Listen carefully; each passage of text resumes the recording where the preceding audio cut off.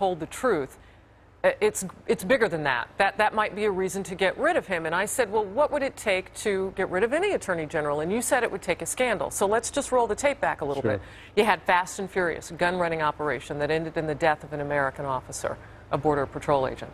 You have had the situation go on the Hill about, well, did he know? What did he know about the targeting of journalists with investigations, which included our own James Rosen here at Fox News?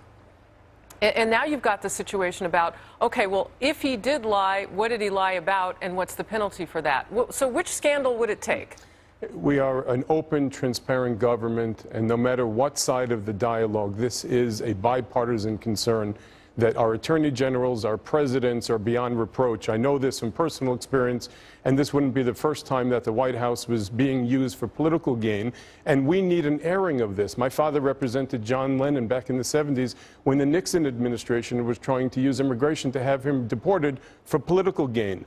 Democrat or Republican, right or left, we need to make sure, whether it's the IRS, whether it's the Attorney General's office, and even the President, that they act beyond reproach, and that they are not only representative of a nation of laws, but they are tender in the way they execute justice. All right, right down the middle you were with that answer. And so my next question is our best way to get information, whether it's this scandal or any other, in a bipartisan hearing, like what we've been seeing on Capitol Hill with Congress, or is it a better plan, as some are calling for a special prosecutor, which then you would say, well, wouldn't that be the Attorney General investigating himself? I think both, to be honest with you. Right down the middle again, Harris.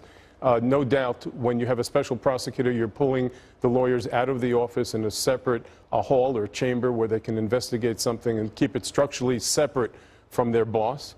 And Congress, we need the lights. We need the media. We need the attention so that the roaches run to the corners and the politics stays out of the dialogue. What's happening now in the IRS, I have to tell you. A lot of roaches, I mean, the way that you put it. When I went to Chicago, I was attending a bankruptcy conference. I had a government fair. I had a government hotel rate.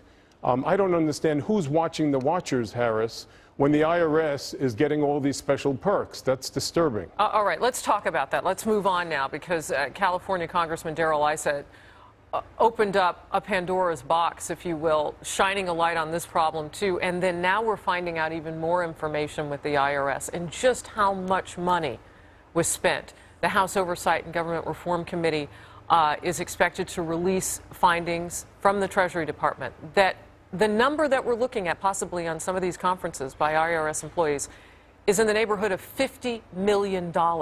How do we hold them accountable now? Again, who's watching the watchers? And I'm in agreement with you. So do you clean house? And how do you get that done? Well, I think, first of all, also an investigation has to be conducted. Who does it?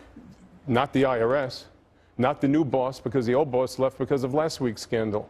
The bottom line is somebody has to look into the propriety of what they purchased. Was there a market rate? Could the government have been entitled to a lower rate? And let's also give them a little slack here.